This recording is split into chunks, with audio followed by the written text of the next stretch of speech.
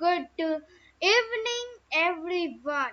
Today we are going to study what is democracy, why democracy. Okay, so we are going behind.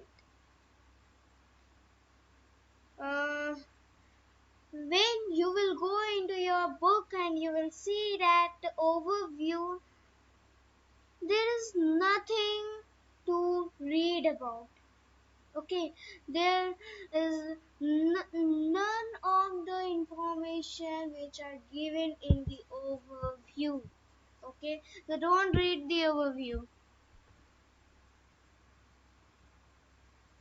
Huh. What is democracy? Hmm. So democracy is a form of government in which the rulers are elected by the people.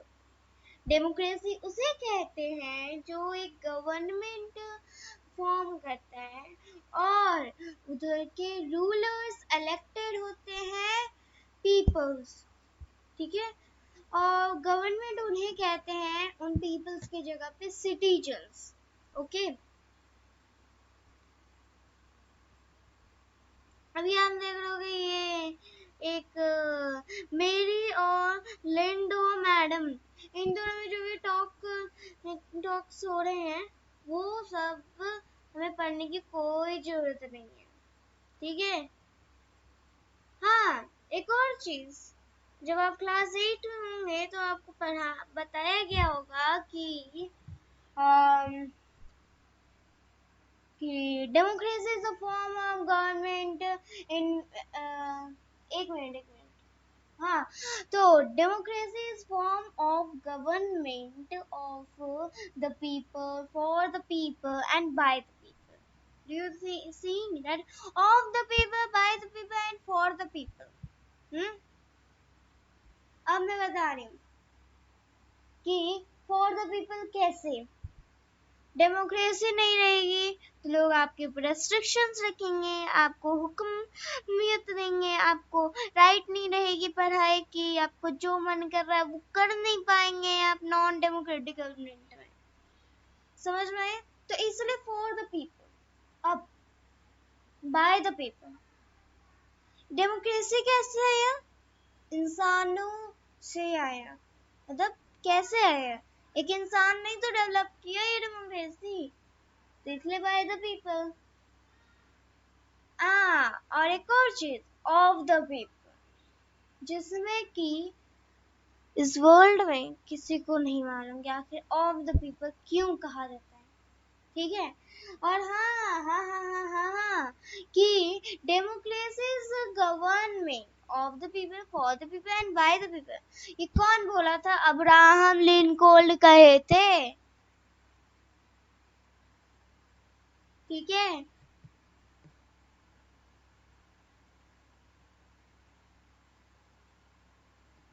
You are seeing here that it is written in bold letters, but here it is not said that it is done by the person up.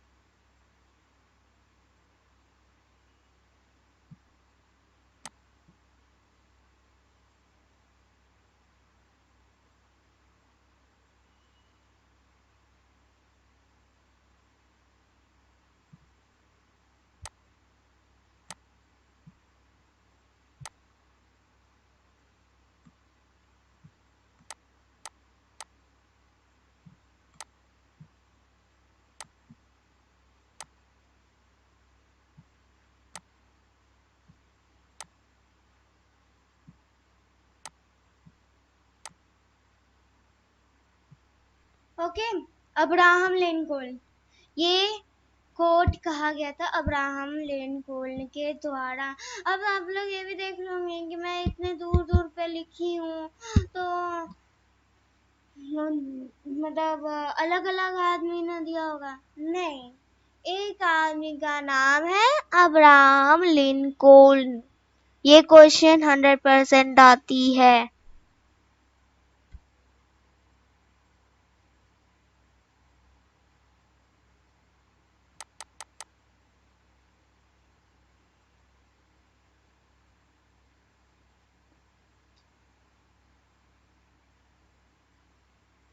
Features of democracy.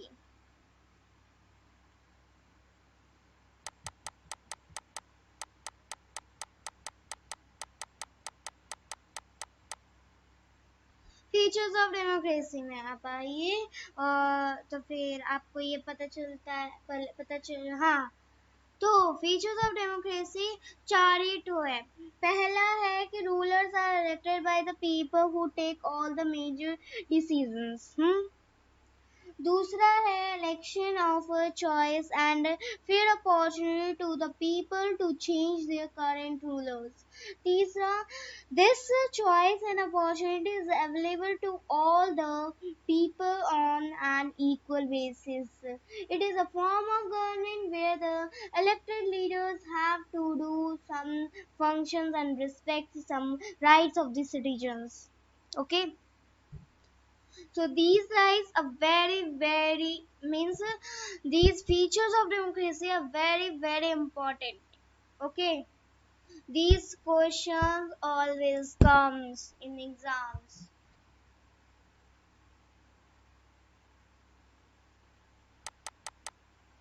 Major decisions by elected leaders. In Pakistan, General Pervez Musharraf led a military coup in October 1999. 1999 अक्टूबर को general Parvez Musharraf military छोड़ दिए, और फिर he overthrew a democratically elected government and declared himself the chief executive of the country. जब उन्होंने वो military को छोड़ दिया तो वो चले गए अपने प्रेसिडेंट के लिए, जिसमें कि उन्होंने अपने आप को डिक्लेयर कर लिया कि वो चीफ एग्जीक्यूटिव है देश के, मतलब कंट्री के।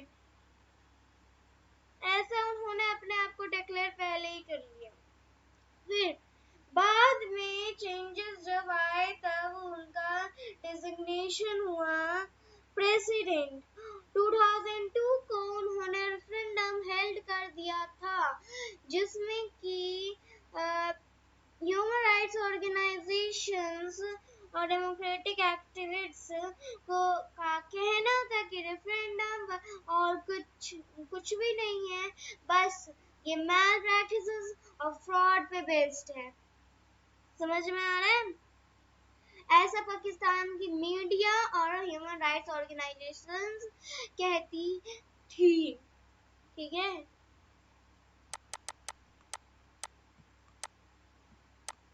मैं जो भी अभी पाकिस्तान की कहानी कह रही हूँ ये सब कुछ आती है 5 मार्क्स में, क्वेश्चंस आते हैं। हाँ, अब क्वेश्चन है कि इन अगस्त 2002 he issued a legal framework order that amended the constitution of Pakistan. 2002 अगस्त को उन्होंने इशू किया लीगल फ्रेमवर्क ऑर्डर, जिसमें कि ये अमेंडमेंट आता है पाकिस्तान की कॉन्स्टिट्यूशन में। फिर इस ऑर्डर के दौरान प्रेसिडेंट के पास इतना राइट है कि वो अपना नेशनल एंड प्रोविंशियल असेंबलीज को डिसमिस कर दे। मतलब अगर जैसे कल पार्लियामेंट्री ने सोचा कि कल एक मीटिंग होगी, और फिर कुछ देर बाद प्रेसिडेंट ने सोचा, वो बहुत ही ज्यादा टायर्ड मतलब थक गया, तब उन्होंने जाके कैंसिल करा दिया। That's what this General Pervez Musharraf had done. Okay, उस ऑर्डर के अकॉर्डिंग में ये था। और फिर the work of a civilian cabinet supervised by a National Security Council which is dominated by military officers.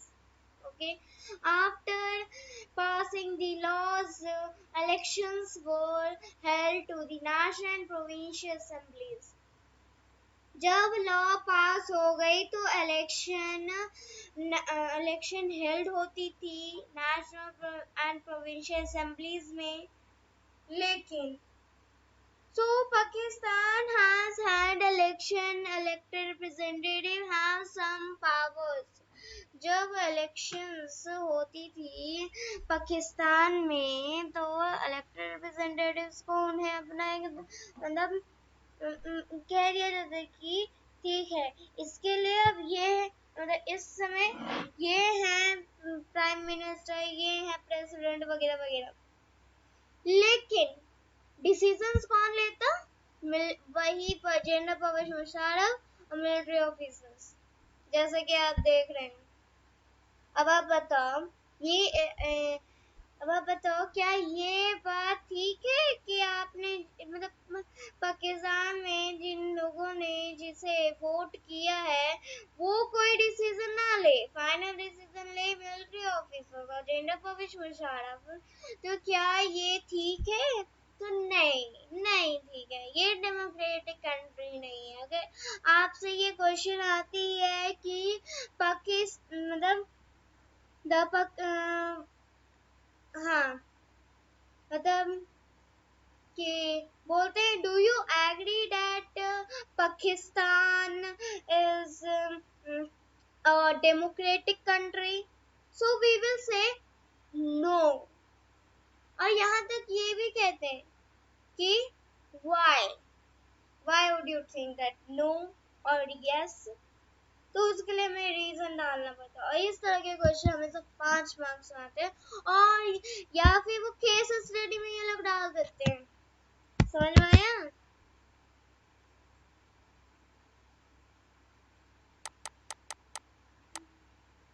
हाँ, तो clearly there are many reasons why Pakistan under General Pervez Musharraf should not be called a democracy, जैसा कि मैंने कहा.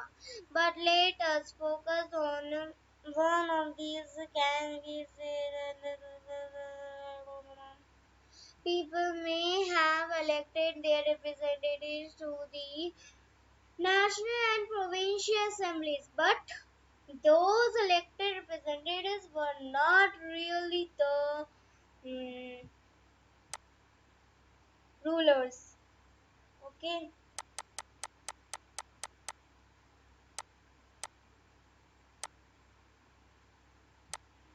मेरा कहना है कि जो इंसान इलेक्ट हो जाते हैं नेशनल पाकिस्तान के नेशनल एंड प्रोविंशियल असेंबलीज में, वो उन्हें अगर ये सच में अगर ये अगर उन्हें फाइनल डिसीजन ना करने का कहा जाए, क्या वो रूलर कहलाएंगे? नहीं कहलाएंगे. फाइनल डिसीजन कोई रूलर नहीं ले सकता तो वो रूलर नहीं कहलाते. ये बात पता चलनी चाहिए हर इंसान को. The power to take final decision rested with army officials and with General Pervez Musharraf, and none of them were elected by the people.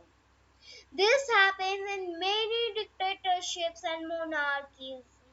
They formally have an elected parliament and government, but the real power is with those who are not elected. In a few countries, the real power was with some external powers and not with locally elected representatives. This can't be called a people's rule. ठीक है?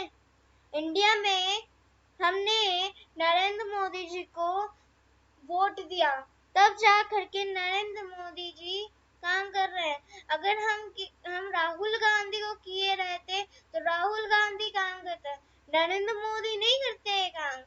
तो तब क्या कहलाता कि हाँ India में peoples rule है, लेकिन पाकिस्तान में नहीं है. क्यों?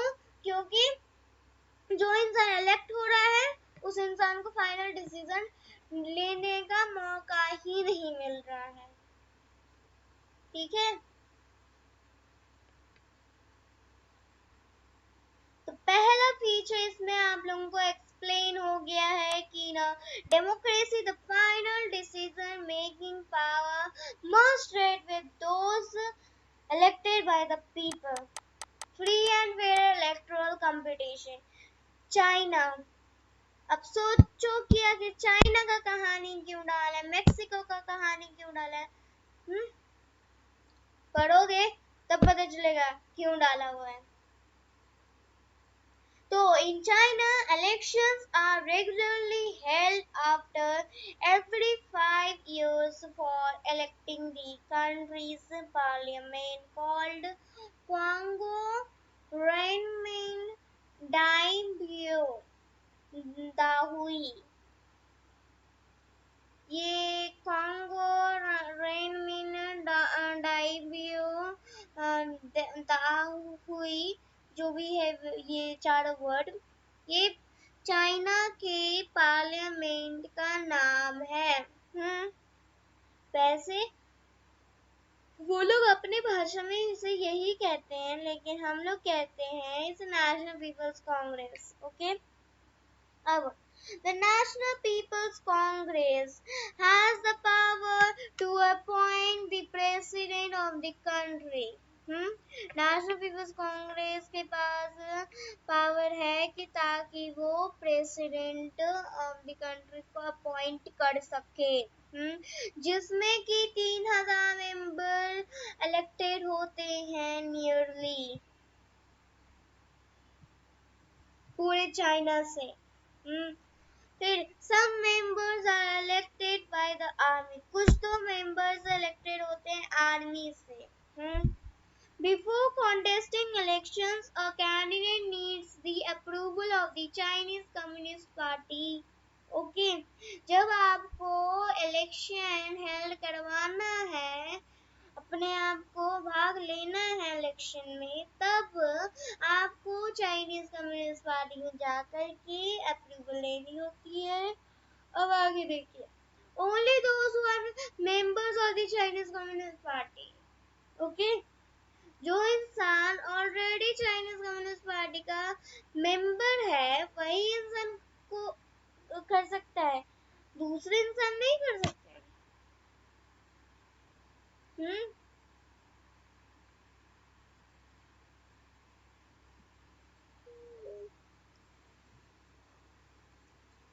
तो the government is always formed by the communist party. वहाँ पे हमेशा गवर्नमेंट बनती थी कम्युनिस्ट पार्टी से। यहाँ तो आप देखते होंगे बीजेपी, आपका ये आईएनसी, बहुत सारी पार्टीज देखते होंगे, लेकिन चाइना में एक ही पार्टी, चाइनीज कम्युनिस्ट पार्टी। ठीक है, अब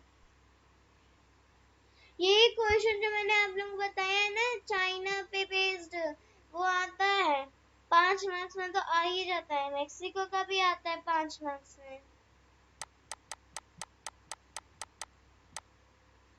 सिंस इट्स इंडिपेंडेंस इन 1930, आप लोगों से ये क्वेश्चन बार बार पूछा जा सकता है कि कब इंडिपेंडेंस मिला था इन मेक्सिको के कंट्रीज के पीपल्स को।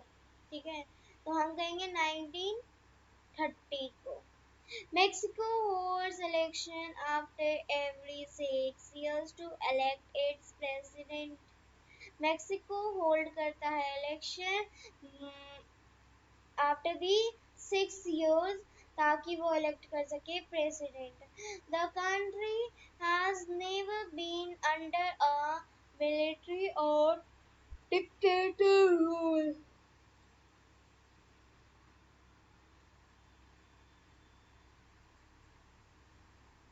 ओके, उधर कभी भी मिलिट्री और डिक्टेटर रूल के अंदर देश नहीं रहा।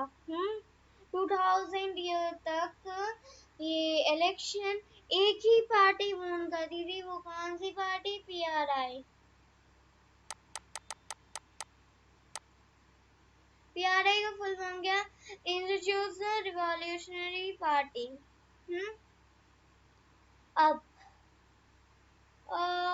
हाँ, INC, INC, Indian National Congress party.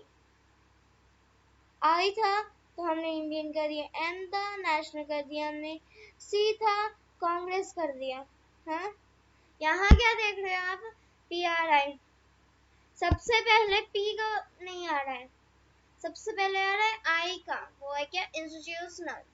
फिर आ रहा है आर का, वो है रिवॉल्यूशनरी। सेकेंड में तो आर होगा ही होगा।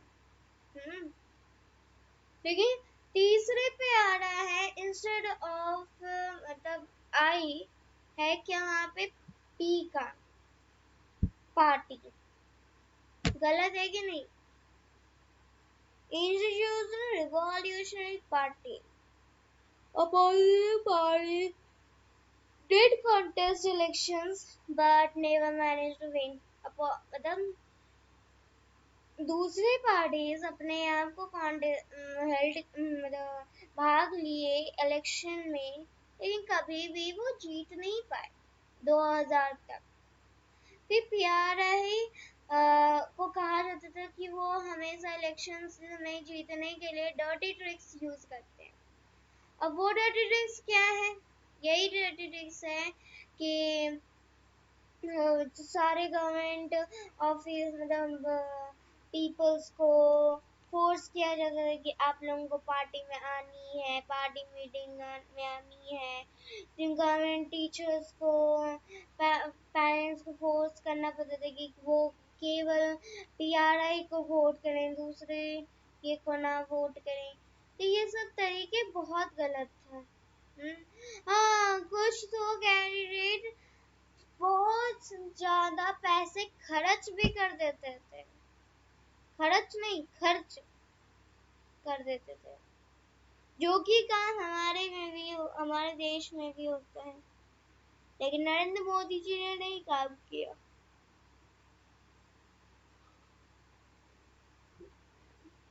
Whatever you are seeing in the movies, and that what they are saying to you and what is happening with you, तो वो सब कुछ सच है, ठीक है? Should we consider the election described above as examples of people electing their rulers? Reading these examples, we get a sense that we can't. There are many problems here. In China, the elections do not offer the people any serious choice. They have to choose the ruling party and the candidate approved by it. Can we call this a choice? In the Mexican example, people seem to really have a choice, but in practice they had no choice. They had a choice, but in practice they had no choice. Mexican वाला जो country है उसमें आपको example मिल रहा है कि peoples को दिए जाते थे चॉइसेस, लेकिन पीपल्स को प्रैक्टिस नहीं कराए जाते थे चॉइसेस की, ठीक है? और ऐसा हर जगह है। There was no way the ruling party could be defeated even if people were against it. मतलब रूलिंग पार्टी को कोई वहां पे इंसान डिफीट नहीं करा सकता था, बंद नहीं करा सकता था, यहाँ तक ले कि सिटीजन्स उस पे अगेंस्ट भी हुआ करते थे। लेकिन तब भी these are not fair elections, ये अच्छा इलेक्शन नहीं होता था, ठीक है? We can thus add a second feature to our understanding of democracy. Holding election of any kind is not sincere नहीं sufficient. ओके, तो दूसरा है कि a democracy must be based on a free and fair election where those currently in power have a fair change of losing. One person, one vote, one value. मैं इतना बारीकी से मैं पढ़ती नहीं जाऊंगी, ठीक है, हिंदी में पढ़ा दूंगी. मुझे कोई भी इंसान अगर बोला कि हिंदी में क्यों पढ़ा रहे हो, इंग्लिश में पढ़ाओ, तो मैं ये कह रही हूँ कि इन इन क्योंकि कुछ को कहना होता है कि हिंदी में पढ़ा दो, कुछ को कहना होता है इंग्लिश में पढ़ा दो. मैं कितना एनर्जी लॉस करूंगी, हैं? अब one person one word one value. देखो,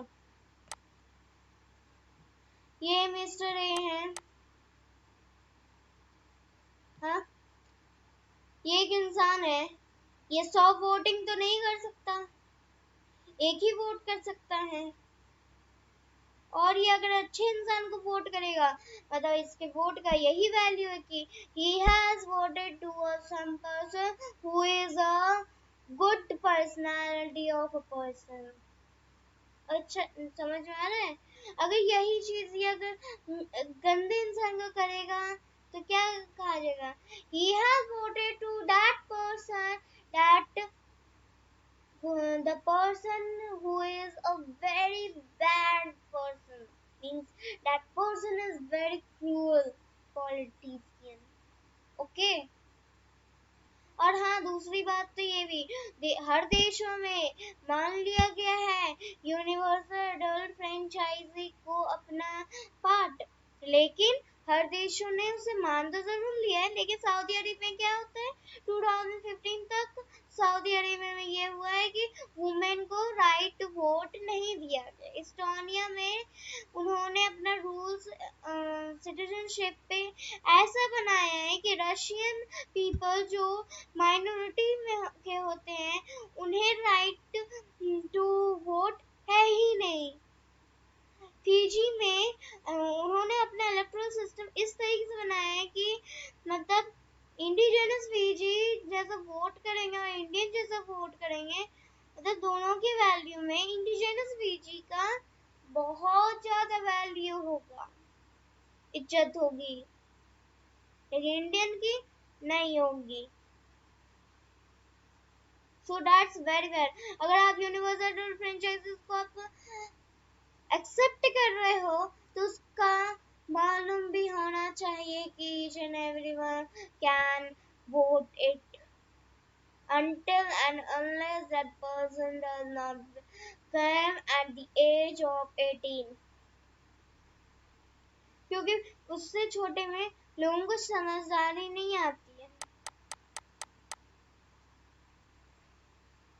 Democracy is based on a fundamental principle of political equality that gives us the third feature of democracy.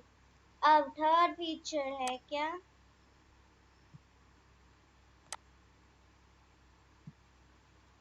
In a democracy, each adult citizen must have one vote and each vote must have one value, जो कि मैंने समझा दिया.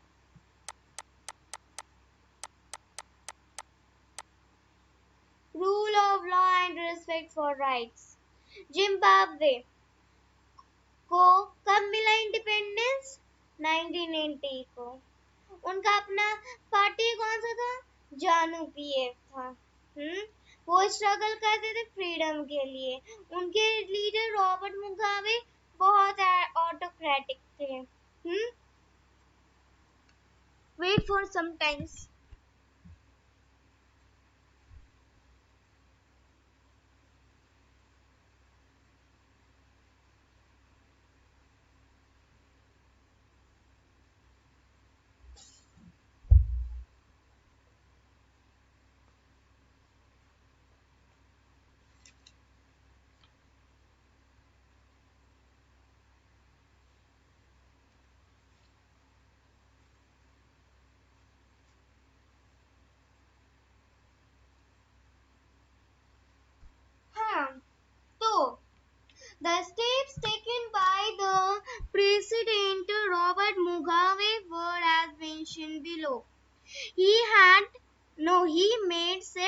changes in the constitution to increase his power and make him less accountable. पहला ये. दूसरा, meeting of the opposition party were disrupted.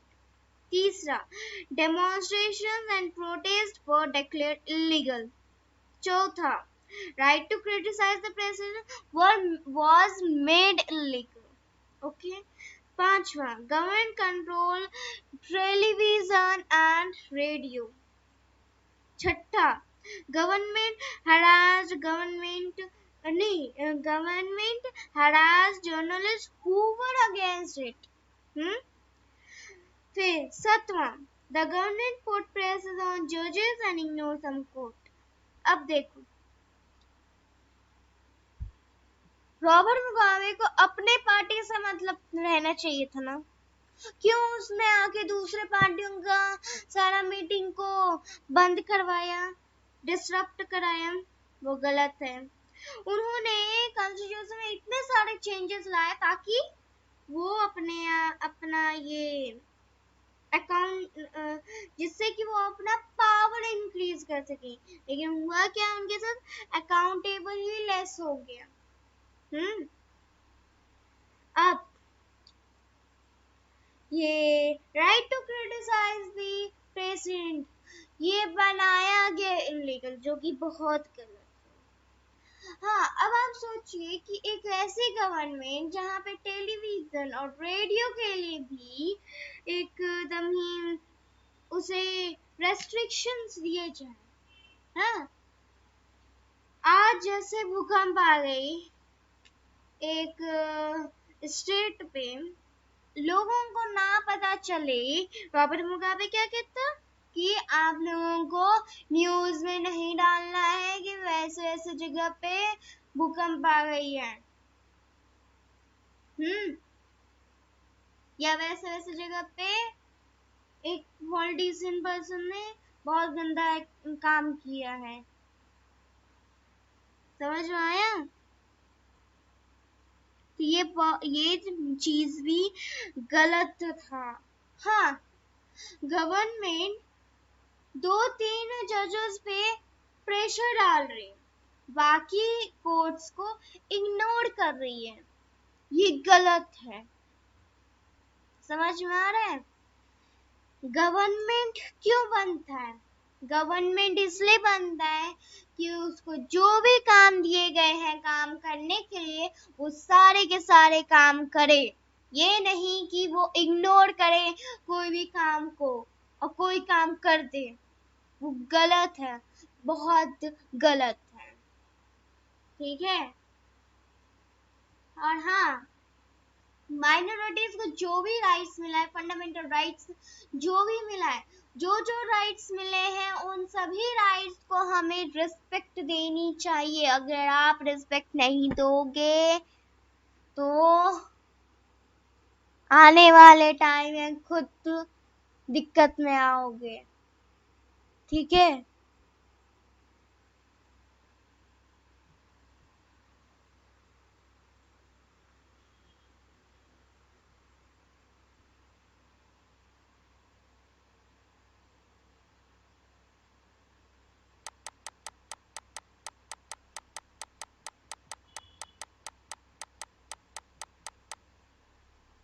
हाँ, अब ये फीचर क्या कहा हुआ है कि a democratic government rules which within limits set by constitution, law and citizens rights.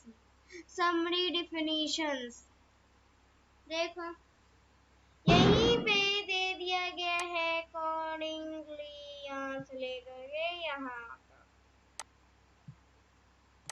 यही सब तो आपके फीचर्स हैं. यही तो चारों आपके फीचर्स हैं. कोई पूछेगा आपसे 4 या 5 मार्क्स में कोई भी क्वेश्चन पूछ देगा, आप इतना बड़ा ही आंसर लिखोगे. ठीक है?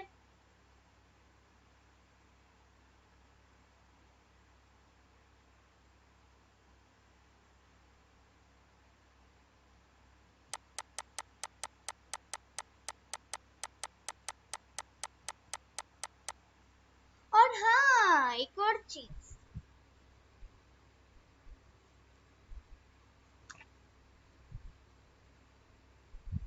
रेफरेंडम क्या होता है? रेफरेंडम रेफर करते हैं एक ऐसे इवेंट को जहाँ पे एक इंसान एक कंट्री का होकर के एक्सेप्ट कर ले कोई भी प्रोपोजल या रिजेक्ट कर दे, ठीक है, उसे कहते हैं referendum. Accepting or rejecting any particular proposal in a formal way, we say that referendum. Okay. uh,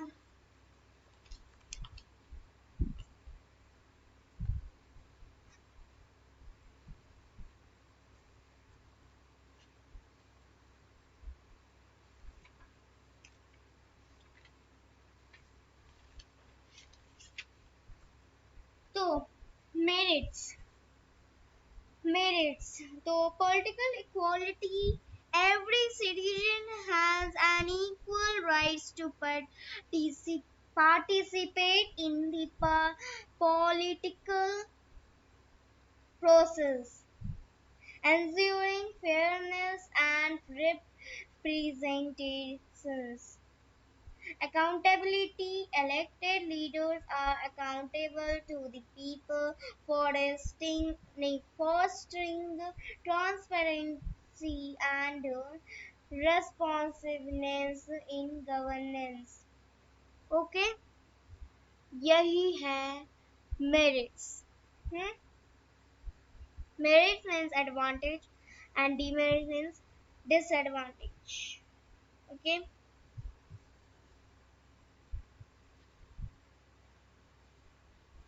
यहाँ पे जो भी आप टॉक शोज देख रहे हैं ये सब बनने की कोई जरूरत नहीं है. Oh wow, wow, wow, wow. Argument against democracy. For this only I was waiting for too many of time.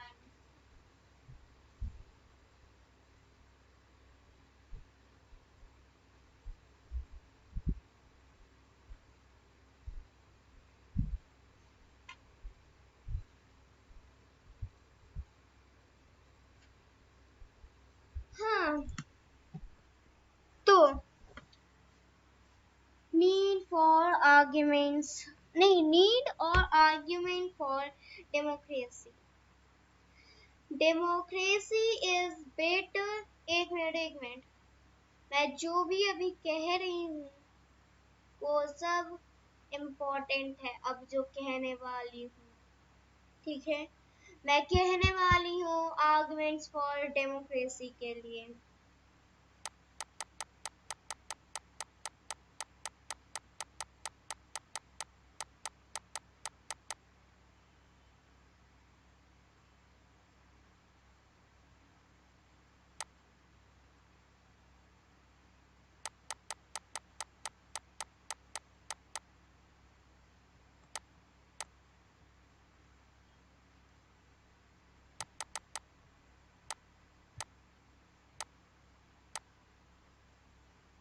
Okay, तो मैं इसमें टोटल पॉइंट्स हैं 7.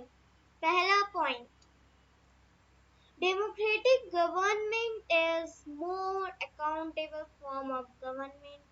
पहला ये था. दूसरा, democracy is better than any other form of government in responding to the needs of the people.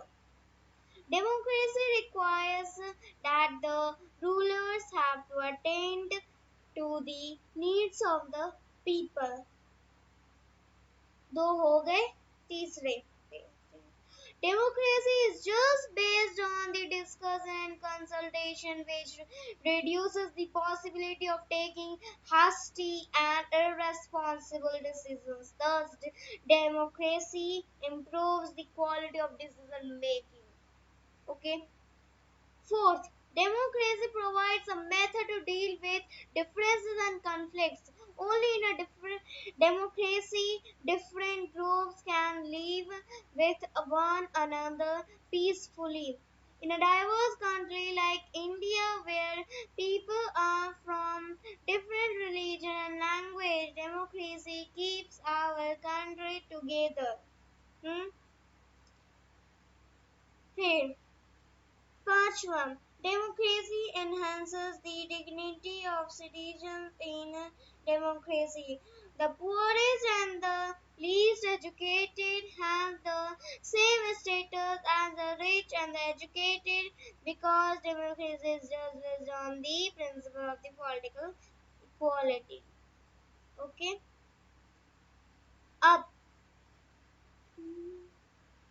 Sixth point.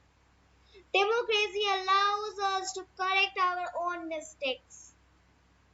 Okay? Seventh, in democracy, either the ruler have to change their decision or the ruler can be changed. From the above argument in favor of democracy, we can conclude that democracy can't give us everything, but it is the clearly better than any other form of government. Okay? Up against pay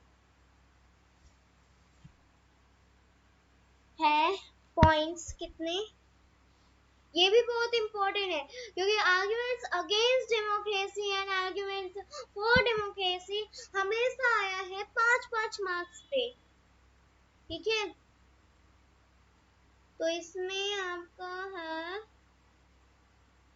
8 8 points है arguments against democracy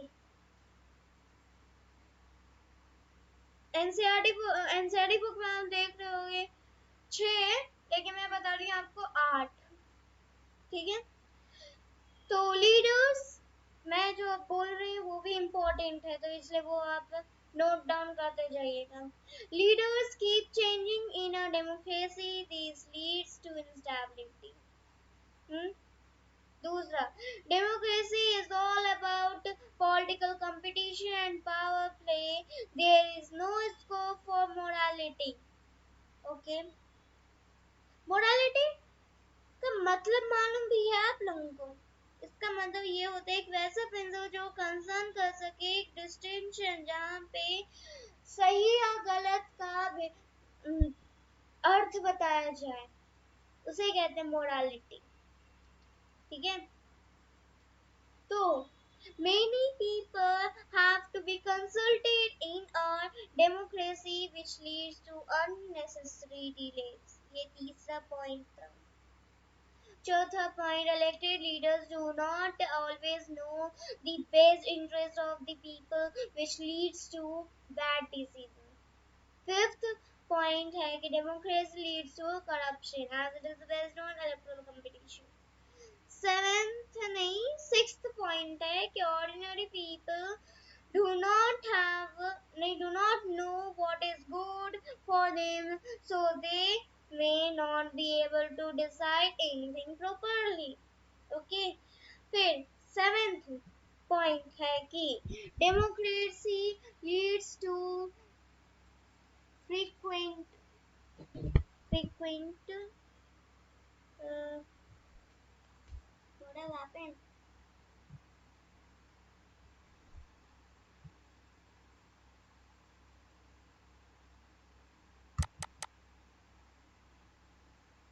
Democracy leads to frequent changes in leadership. Sometimes this can set back big decisions and affect the government's efficiency. 8th point है कि democracy ensures that people can make mistakes.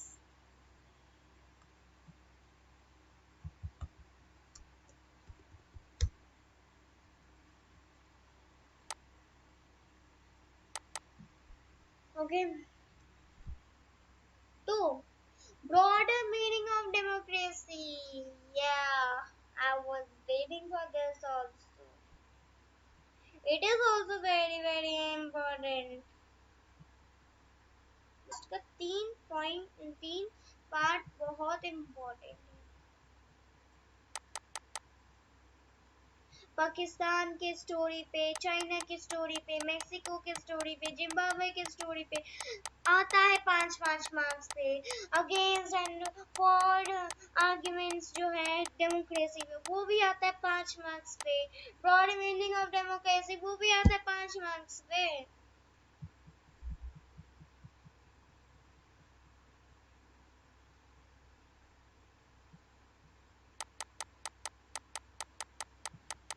तो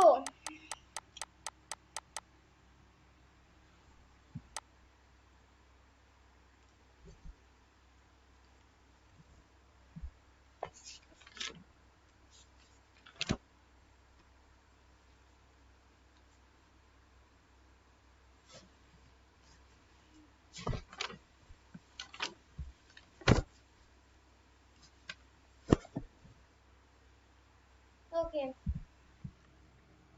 अब जो इसका मैं बोलने जा रही हूँ ब्रॉड मीनिंग ऑफ डेमोक्रेसी पे, वो भी बहुत इम्पोर्टेंट है, नोट डाउन कर लेना. We refer to democracy as a form of government, however, sometimes we use it in a broader sense as given below. Used for organization other than the government. For example, a democratic family where decisions are taken jointly. It relates to decision-making processes. Democracy as an ideal standard. For example, in a true democracy, no one goes hungry to wait or to get equal information, basic education, and equal resources. There are broader meaning or aspect of democracy which perhaps can't be achieved or very difficult to achieve them. Okay, in view of this, no country is perfect democracy, but because of these meanings, democracy is better other than the government. Okay, this is the thing, and this is the broader meaning of democracy.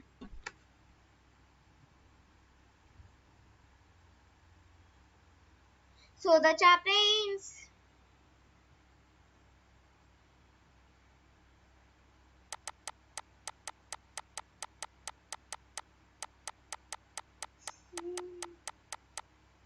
NCERT का ये broad meaning of democracy जो है ना, पढ़ लेना एक बार. वैसे जो मैंने बोला है वो तो भाई अपना क्वेश्चन आंसर्स के समय अपना कर लेना. ठीक है. We are ending this video.